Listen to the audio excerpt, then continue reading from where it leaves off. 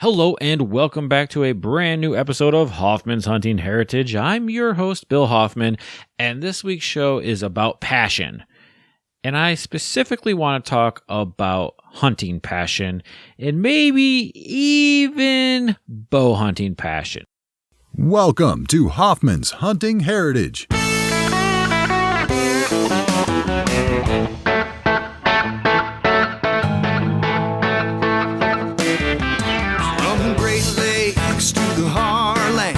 Mountains to the sea, there's a hunting heritage in the blood of folks like you and me. With rutting bucks and goblin struts, it's hunting that we love. Mother Nature guides us on this land and we give thanks up above. This hunting heritage is a bond that never fades away. We're your camo wearing family from across the USA. So fill your cup and listen up, y'all mean so much to me. It's time for the show, so go grab your bow. This is a wild place to be.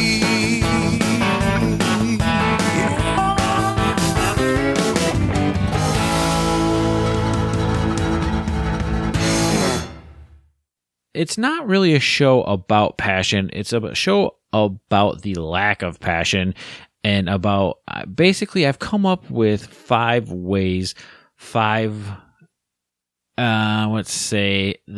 F's. 5 ways to find passion, the 5 finds. So basically what I'm going to do is talk to you a little bit if you're getting burnt out. That's the people I want to talk to.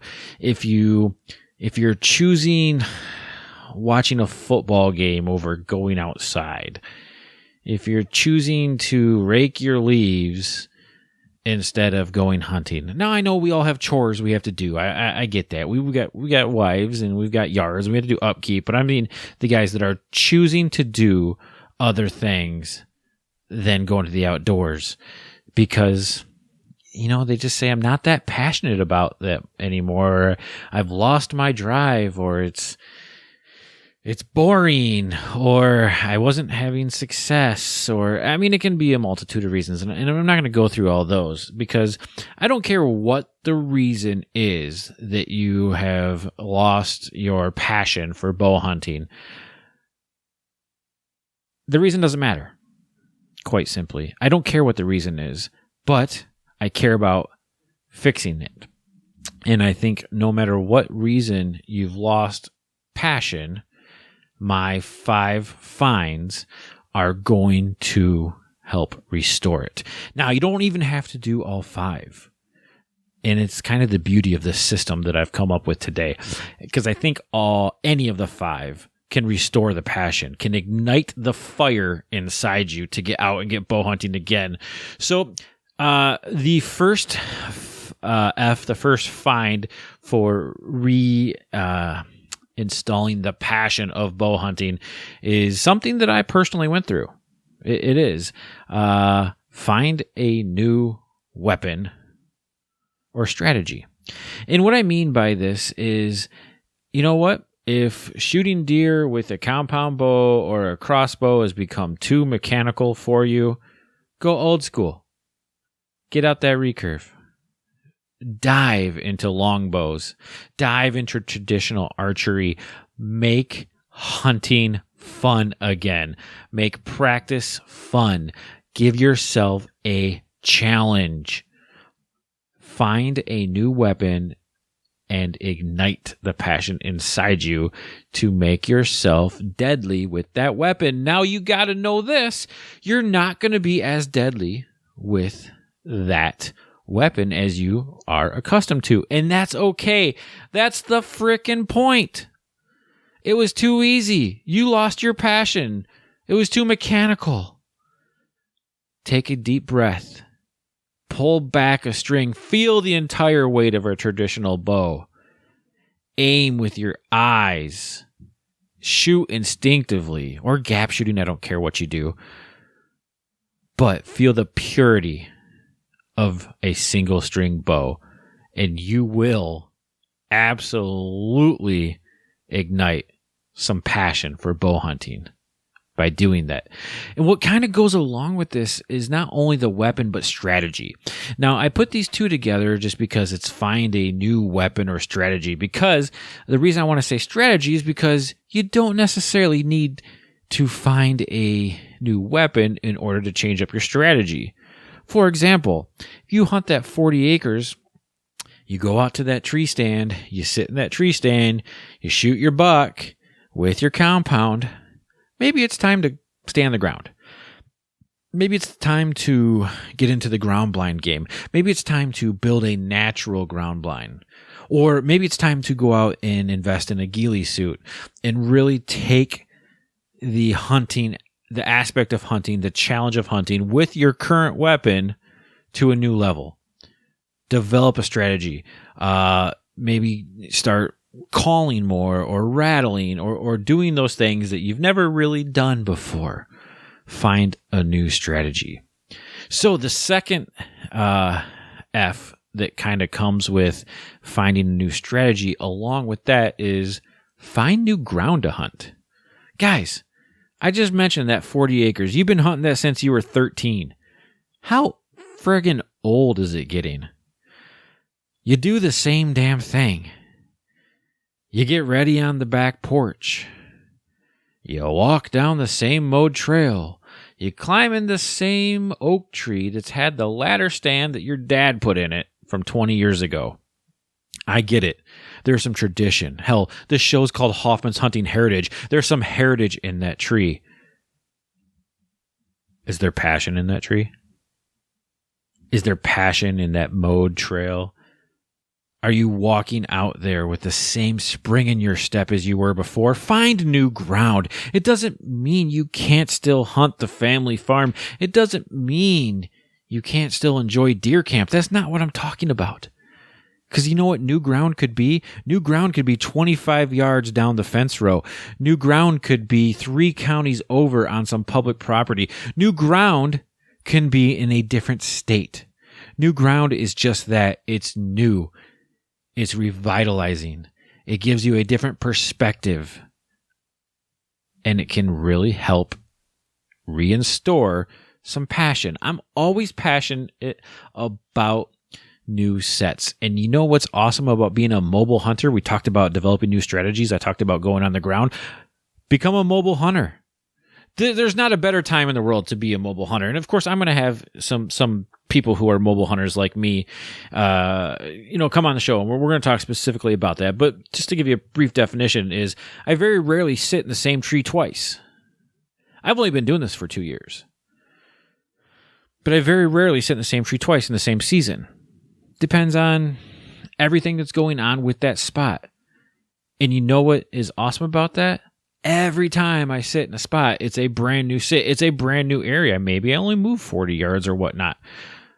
But it reignites that passion, that excitement for hunting because I'm on new ground.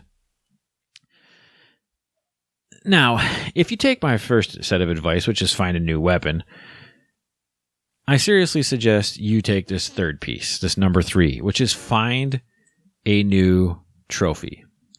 And what I mean by that is lower your standards. Maybe if you've been like a 140-inch guy, bump it down. Bump it down to 120. Bump it down to 100-inch. I don't give a damn. You shoot your trophy. However, just know that maybe the passion that you have for hunting big bucks is dwindling because you don't have big bucks where you hunt, because you have not found new ground in 20 years. Yeah, you're right. Uncle Jeb did kill a big 150 out here the opening day of gun season on a deer drive in 1988. So they got to be here. They're just hiding. They're not. As many trail cameras and scouting stuff and field glassing the fields, they're not there. You can't kill a big buck if it's not there, but you can kill a trophy.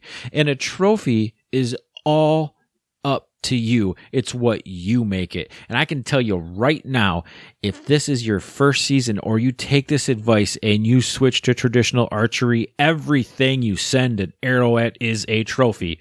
And I'm not just preaching here. I'm teaching. It's very important that you realize that. If you've lost your passion because all you're doing is chasing the bucks you see on TV, you sure as shit better have a TV show, because other than that, you're going to be severely disappointed. Those deer do exist, and hunting them is great, but guess what? We're not all Michael Waddells, we're not all Latovskis, and we're certainly not all Dan Infalts or John Eberharts. We're Joe Lunch Bucket. That's what we are. And you know what's in my lunch bucket? Venison. Trophy venison. Because I reignited my passion. Now, number 4. Number 4 has been pretty important to me. Find a bow hunting buddy or club. You're not in this alone, guys. You're not the only people to lose passion. You're not the only people to struggle. You're not the only people that are lost or are finding other things to do. You're not.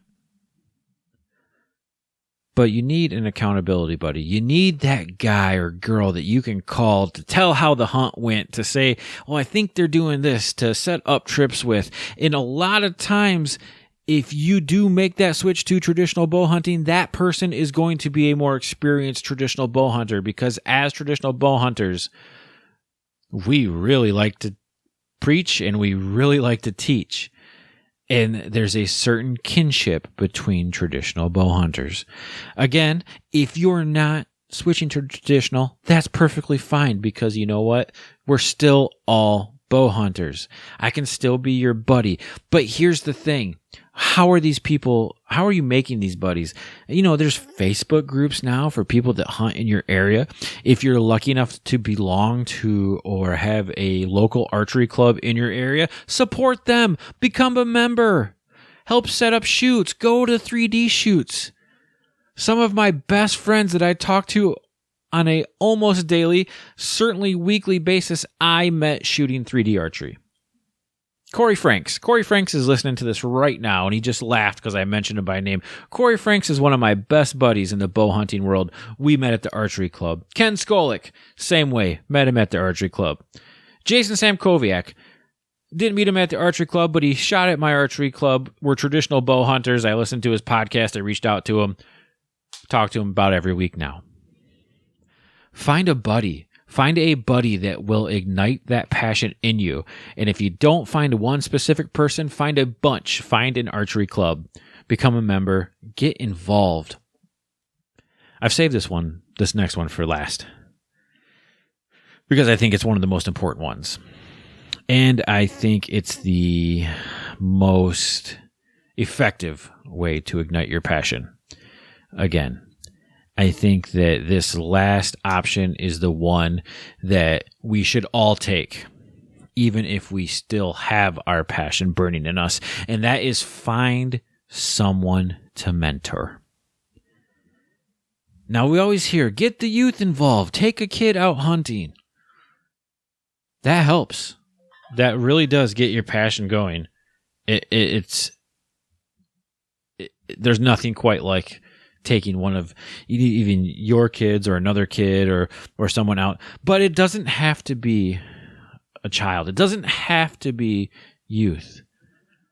It can be someone with less experience than you. It can be a significant other, of course. It could be, a guy at your archery club that's maybe you already are a traditional bow hunter and he's wanting to switch over and doesn't know anything about bear shaft tuning or front of center. Find someone to mentor, because when you teach, you learn. And when you learn new things, it helps install the passion to try those new things. And when you see bow hunting through the eyes of someone newer, it's magical. It is. That's why I do this show. It's just, you get to experience what they're experiencing. And so many times newer hunters have told me about, their experience. Oh, then the deer did this. And it reminds me, oh yeah, that happened to me once. And then I start sharing that story. There's no way I would have remembered that story ever if they hadn't brought that up and brought it to my attention. It was so far back in the recesses of my mind that it had just gone into long-term knowledge. There was no reason for me to pull out that story until the person I was mentoring went through something similar. And then I could educate them and re-experience my situation again, thanks to them. And think about it this way. The experience that they pulled out of the back of my mind comes from a time when I was passionate about bow hunting. And it helps me remember what it was like to feel that passion. And it helps me just know what they're going through. It is absolutely imperative that we find someone to mentor. It's super important for you guys to find a bow hunting buddy or a club. And if that's still not working, set your eyes on a new trophy. Maybe if it's not even a trophy, maybe it's a new level. Like, I want to shoot 3 does this year. That's my goal, 3 does. Well, then every slickhead that comes within 25 yards of my stand is getting a meat missile sent at it. Maybe that's your goal. Maybe that's your trophy. Maybe that's your dream season this year. And if it's not, go out. Maybe you don't have those 3 does on your property, so go find new property.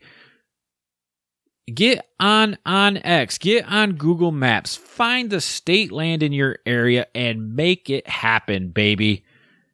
It's not that tough to find great spots to hunt. And if all that you've done that and you still can't find the drive, it's time to make things more challenging. It's time to switch to traditional. And not only, it's more challenging, but it's more pure, at least to me. It's time to switch to single string. Or maybe it's time to start hunting on the ground. Or maybe it's time to get in that ghillie suit.